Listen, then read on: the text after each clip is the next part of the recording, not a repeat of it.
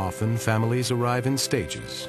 Many cultures send the men off first. Italians are the best-known example. Only about 25% of the Italian immigration is female in the first wave, and men expect to come to make enough money to take back home wherever home is. Historians call these immigrants birds of passage.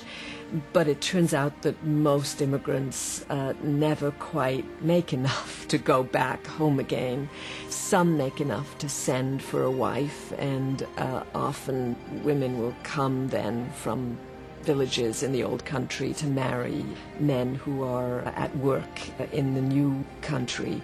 For many people, especially the older generation that migrates, it's almost a destructive process. In the dissociation from origins, the immersion in a strange language and a strange environment, the difficulty of finding one's way as a mature adult into a totally new world. For some, even of that generation, but certainly of their children, it's a different experience altogether. It's creative, and it's opening up worlds that they hadn't had before, and it is a kind of realization of a better life which their elders had aspired to. In virtually all communities, the strength of ethnic ties competes with this powerful desire to assimilate. In public schools and in the workplace, immigrants are encouraged to discard any connection to the old world. In the early 20th century, Ford had lots of immigrant workers. In order for immigrant workers to earn $5 a day, they had to go to school to improve their English.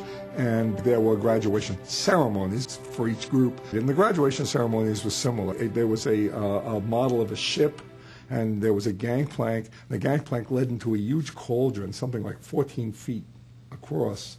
And the immigrants who were graduating dressed in outfits that looked like their native garb and carrying suitcases. They walked into the cauldron. Several of their teachers stood on ladders at the top of the cauldron and stirred. Smoke came out of the top of the cauldron, and from the bottom emerged the workers, now dressed in American clothing with little American flags. And that was a paradigm of the current notion at that time of the melting pot, that the people went into it and were divested of who they were, and their cultural juices got lost and they came out as pure Americans.